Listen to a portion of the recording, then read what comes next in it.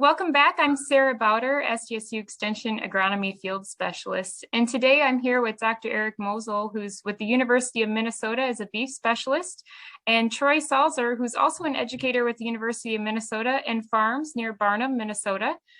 Today, we're going to discuss some different options with salvaging drought-stressed crops, specifically soybeans. What can we do with soybeans that we don't feel are going to make a grain crop?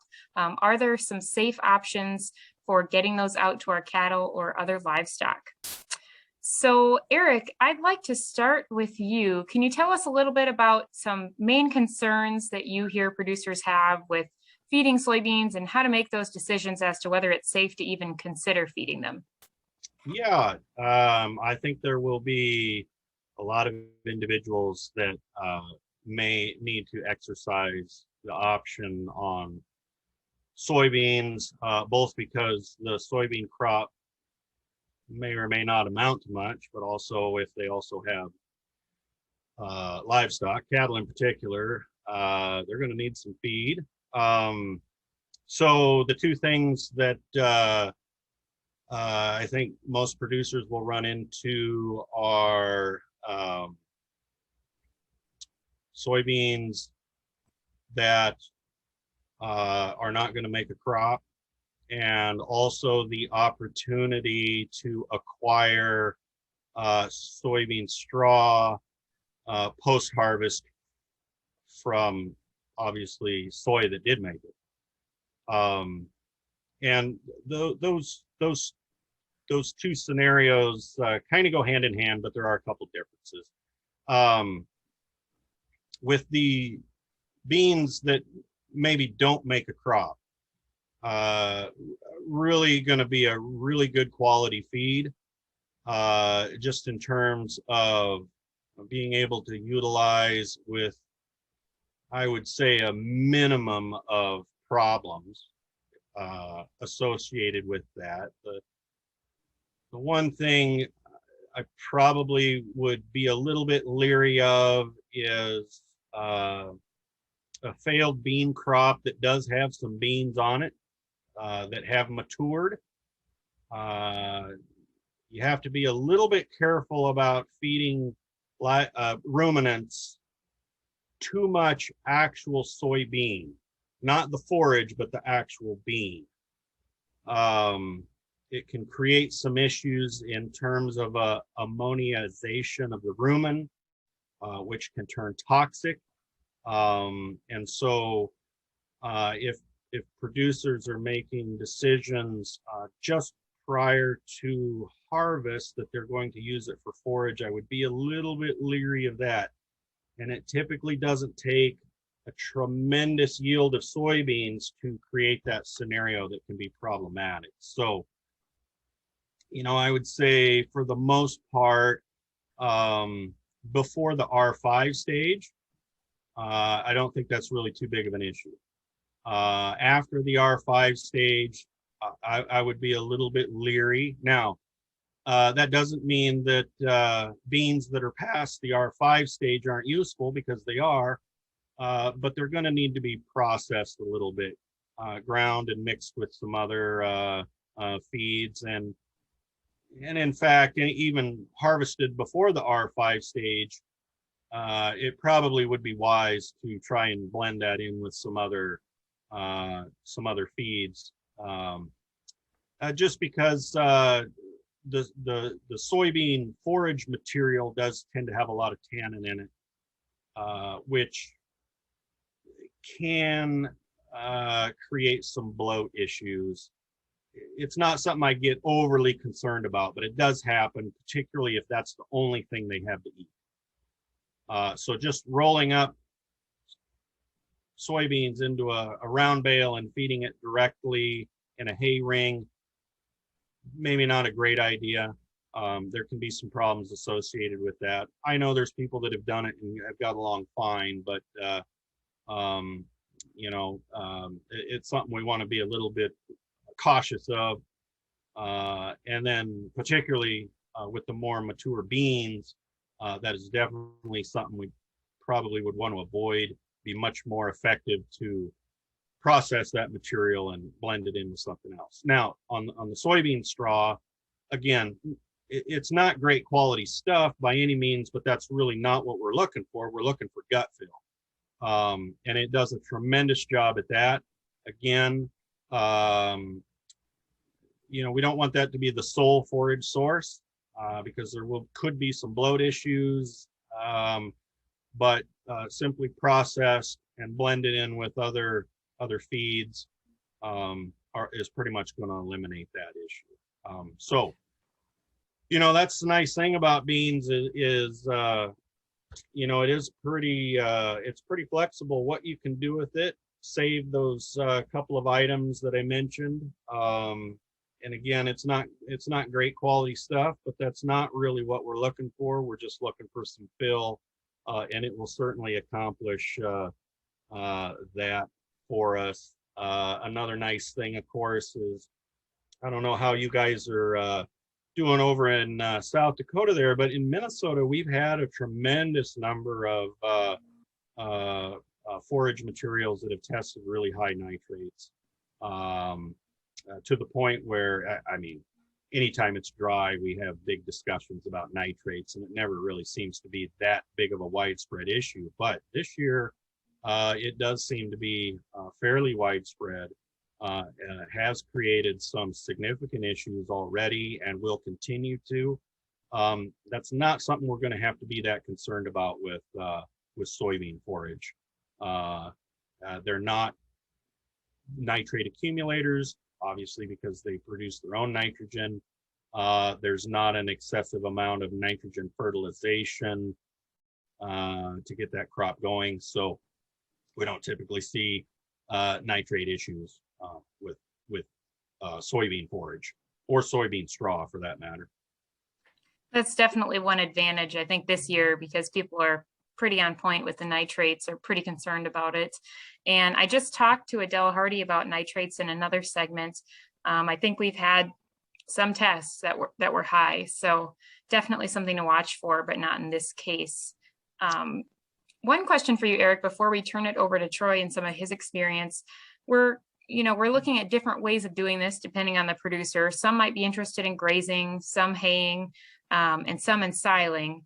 And from the experience that I have, or little bit of experience I have with this, I know that people say, as you said, the haying can be pretty difficult, and I would imagine pretty hard on baler belts if you've got relatively mature soybeans. Hard to dry down and get that crop drying down in the windrow. And when we're grazing, you mentioned there's potentially some bloat concerns to watch for if it's mature. And how about ensiling? Is that another thing we can look at? Of the three options, do you have a preference? Well, any one of them will work. I think it really just depends on what the producer is most able to do effectively and efficiently. You know, anything from grazing to dry hay. Like you mentioned, dry hay can be an issue with any broadleaf type plant. Getting it completely dried out is going to be tough. Even in a dry year, it can be pretty tough. So, you know, if it's and you know, I think in a lot of areas we have seen some of this where there is a tremendous amount of vegetation out there. It's just the pods didn't fill correctly or whatever the case may be. And so in those scenarios, dry hay may not be the best option. You know, I might lean more towards either grazing it, doing some type of soilage, wrapping the bales if they are not prepared to fully ensile it, or putting it in silage, mixing it with other items that can be ensiled. All of those are very good options for that scenario. Yep. Okay, great. Yeah, that opens it up to some ideas. And we have Troy with us, and Troy has done this more than once in a rescue situation where we need the forage and we have a crop that hasn't done too well. So Troy, I think we'd all be interested to hear about your experiences and what you found that worked well for you in these situations, and maybe what didn't. So a few things that over time, looking at this, purchasing some of the soybean straw, both with mature bean in it and others that was just the straw. A few things that I noticed is that foreign material is a big issue. Dirt impacts palatability dramatically, and so we need to take that into consideration. Like Eric, Dr. Mosel had suggested, we do run into situations where I don't know if it would work real well feeding them in hay feeders out of a round bale. It can work with maybe some liquid molasses or something like that on them, but I wouldn't look to that as the primary option in regards to feeding it. I actually was kind of concerned about the oil content in some of the material that I purchased with the raw bean in there as well. I was concerned about the potential of getting the oil content too high in the rations. And so I just tried to limit the amount that they were consuming of that particular forage, balanced or mixed as it was suggested. The final thing that I really have been considering this year is the fact that we don't have to worry about the nitrate concentrations. I've been considering using that as a diluent in relationship to high nitrate feeds so that you can blend down the corn silage perhaps that has high nitrates or some of your other grass species that you have a fair amount of, but need to get the nitrate concentration in the overall ration down. And so that has kind of been an area.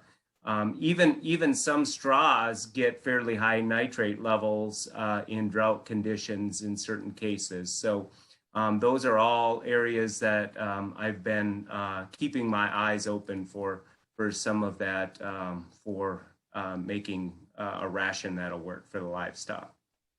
Yeah, I'm glad you brought that up, Troy, because that's really been coming up a lot here in the last week or two as guys are getting ready to chop corn, particularly corn that maybe didn't make a crop and they hadn't planned on chopping it. Can we mix straw with it? Anything from wheat straw, oat straw to soybean straw, so on and so forth. And yeah, I mean, you know, any of those straws can be mixed, but it's important to note that if you truly want it to ensile, you're going to have to add water. And I think maybe there's a little bit of misinformation going around, at least in some of these areas, about that importance of adding water if you're mixing corn silage and some type of straw. So the straw will soak up a lot of that moisture out of the corn. You'll end up with a pile that's pretty dry. And when you open it up this winter, you're going to be very disappointed with the results without some additional water, because it won't ensile well. It will start heating, and you know, we'll see well, number one, you'll see a lot of spoilage, and number two, you're going to have a lot of feed that doesn't have a lot of nutritive value because it all burned up in the heating when it was trying to ferment. I would really caution people, if they do try to layer things in based on experience, packing is the big deal. And so if you can, if you're planning to do it, make sure it's well mixed and be very, very thorough about packing. When people ask me about this, when they specifically say, well, how much is enough? I say, when you think you're done, go out there and pack for another hour, and then it'll be about right. Yeah, that's something we just covered with corn silage, you know, packing as you go, 6-inch layers or less, using the rule of 15 pounds, 15 cubic feet, excuse me. You know, it's tough to get enough packing on those piles, and it's even tougher when you've got something that's maybe not chopped as short, like soybean forage would be. So that's a big one. A good point. I have never had the opportunity to utilize or chop beans and make a wet forage out of them, but I do think that would be probably the ideal situation, as the palatability will be significantly better. And if you've got that option, I would highly recommend that as a very good alternative. Yeah, I think that's a really good point. And I think we've covered some great topics here just to get people thinking about soybean forage. I think in closing, the last thing I'd comment or ask you to comment on is making the decision. Now, Troy, if you've been purchasing feed, that might be different. I'm not sure if you've grown soybeans and done that as well, but making the decision to use them as forage rather than grain, if they're on the borderline, can be really tough. But like Dr. Mosel said, we don't want them past R5, ideally, correct? So we really need to be thinking about that soon before we get beyond that point. And it's not like corn where we can go out and start counting ears. It's a little tougher with soybeans. So you really kind of need to get out there and scout and look if your pods are filling and how many pods per plant you have to try to help make that decision. But it is a tough one to make. Yeah, and probably even bigger issue in terms of using soybeans, not post-harvest straw, but the actual soybeans, is herbicide restrictions. And that is going to be a pretty significant issue for a lot of folks, making sure that the herbicides that were used on the crop are labeled for livestock use. A lot of them are not, which really creates a quandary and probably eliminates a lot of soybeans from being used, quite frankly. And so that has to be taken into consideration. Of course, all of the insurance issues need to be addressed before you actually do anything. Need to check with FSA, of course, before you do anything, those types of things. But assuming all of that clears and we're going to make a decision on what to do with it, like I said on the front end, any forage you can get is usable, provided it's managed properly. So the real break is, like I said, about the R5 stage. If we're post R5 and we've got some soybean fill or maturity even, well, we can still use that forage. It's just going to be managed a little bit different than something that is much more immature. I think that's a really good point, Eric, and I'm glad you brought that up. Almost forgot to mention the herbicides too. So yeah, we got to look at those logistics, and herbicides probably the first thing to look at, the pre-harvest interval, because even though it's forage, you're technically harvesting, and the livestock restrictions, the grazing or haying restrictions on the label. And soybeans are tough with herbicides. There's probably a lot of people that are going to be eliminating this option because of herbicides. Yeah, as you go, at least in Minnesota anyway, as you go further north, there's probably going to be less issues because a lot of us can still use Roundup.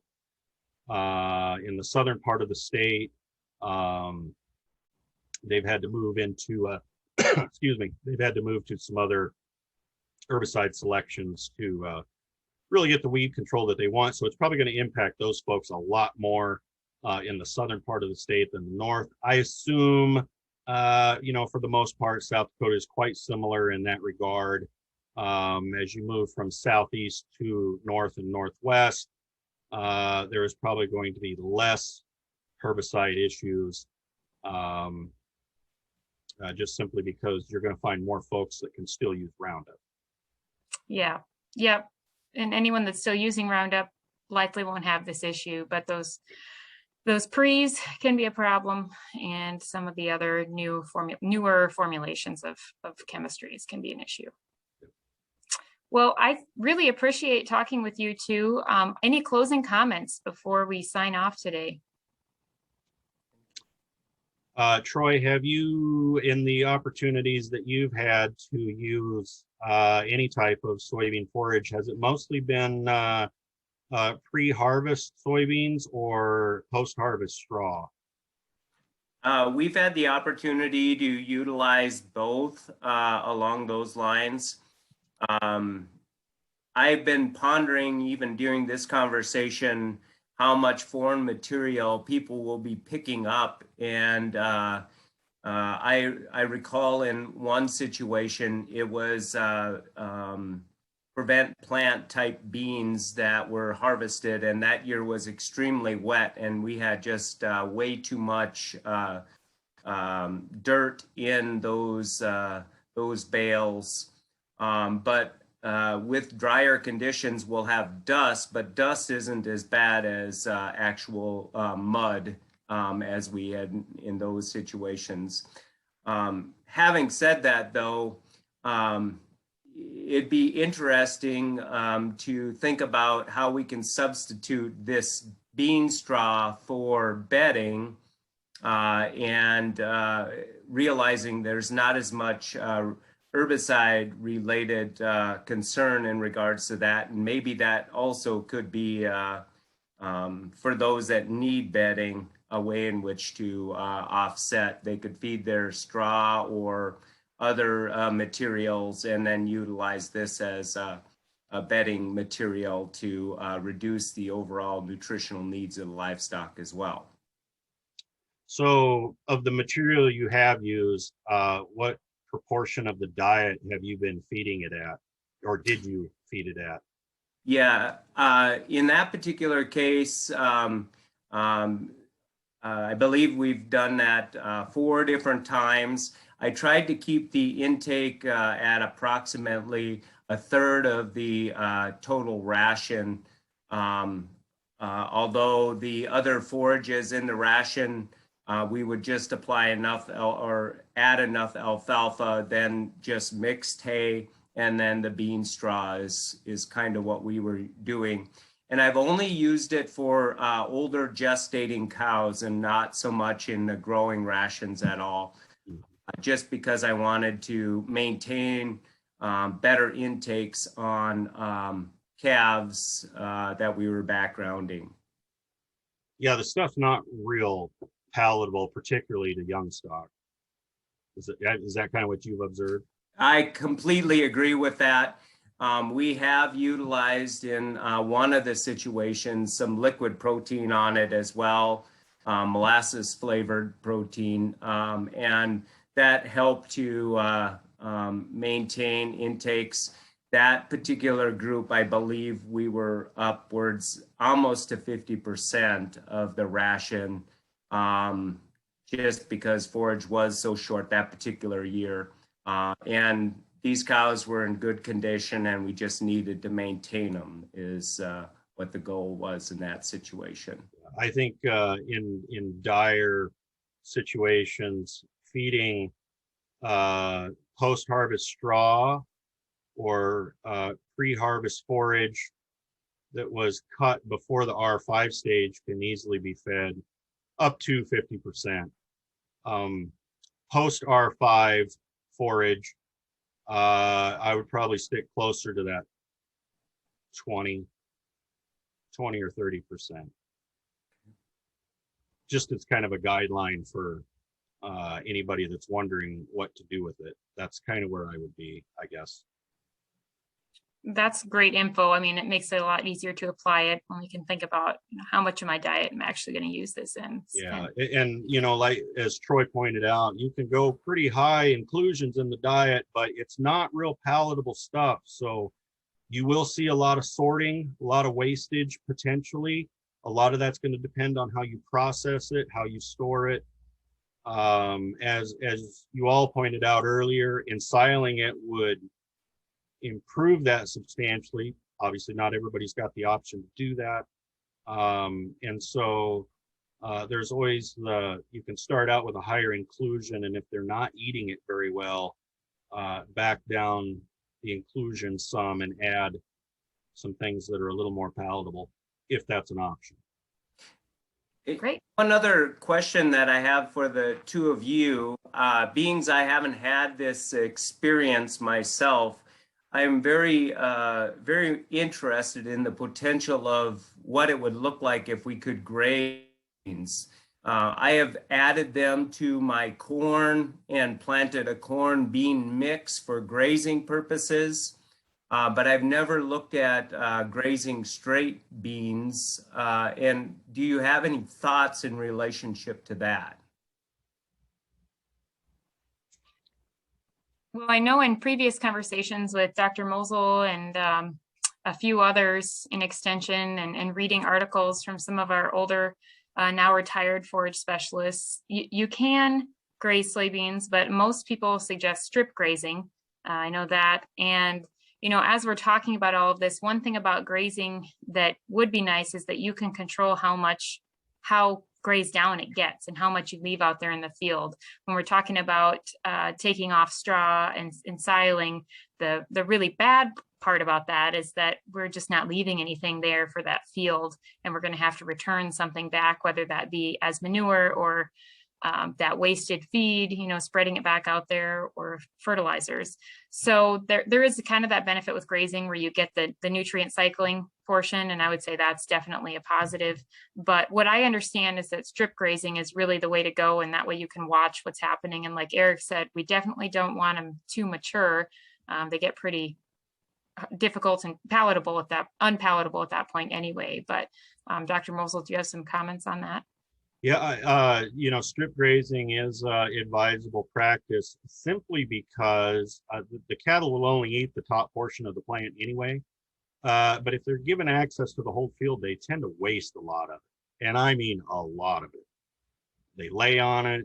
You know, the soybean plant is not very sturdy. It was obviously not really bred to be grazed anyway. And so it doesn't hold up well to the foot traffic. Just you know, them walking back and forth to water as an example, they will knock down a tremendous amount, and they won't eat it up off the ground. So that's going to be your main incentive to strip graze it. The other thing we want to be careful of if in a grazing situation is this is where the maturity of the actual bean becomes more of an issue. In a grazing situation, they will focus on the beans. And again, that is, if you get a really high fat content of the diet, that can cause some ammoniumization in the rumen, which is a toxic situation in many circumstances and creates a lot of problems. So if you have some soybeans that are more mature, I would say, unless you have some experience doing that, I think you take grazing off the table and definitely go with a harvested situation, whatever that might be. I think most producers would be much better off doing that. Yeah. Well, I think we've covered quite a few bases, and we could probably talk about this all day. There's just a lot of options. And like, you know, we're talking about grazing. It's just like putting cattle out on a cover crop they've never seen. You know, they're going to be choosy, and they're not going to be real familiar with it and very excited about it right away. So, you know, there's just and do nothing for a week. Yeah. And just as a side note to that, so I'm glad you said that, because providing a little bit of dry hay along with a soybean grazing situation has been shown to be quite useful. Much like we do. Look at it like, what the heck is this? Yeah. For quite a while, because they don't know what to do with it, and it gives them something to eat, obviously, and then they don't go and load up once they do decide to want to eat it. So. It's a lot like we suggest with cover crops. You know, if you have cattle that aren't familiar with them, we tell you feed them really well before you turn them out, and put a bale of hay out there when you turn them out. So I think there's a lot to be learned about that, and it may just be something that producers have to try if that's the situation that they're in. But I think for today we probably better wrap up. I appreciate both of you, and anyone can reach any of us through the extension website with South Dakota State or the University of Minnesota. You can find Troy or Eric there. And we want to thank the South Dakota Soil Health Coalition for partnering with SDSU Extension and putting on this series of recordings. And I just want to close with, keep in mind that if you do remove all of the biomass off your field, it's really ideal to get something back out there as quick as you can so that we can keep our soils protected during this hot, dry time. And you know that one of the benefits of the grazing is the nutrient cycling, but like you said, it might not be the best feeding option. So if we are going to remove that forage off the field, depending on the situation for the grower, we'd encourage you that as soon as you see a rain in the forecast, a small, inexpensive seeded cover crop or a winter grain like a rye or a winter wheat might be the right decision for you. So appreciate your time, and you guys have a great day. Thank you.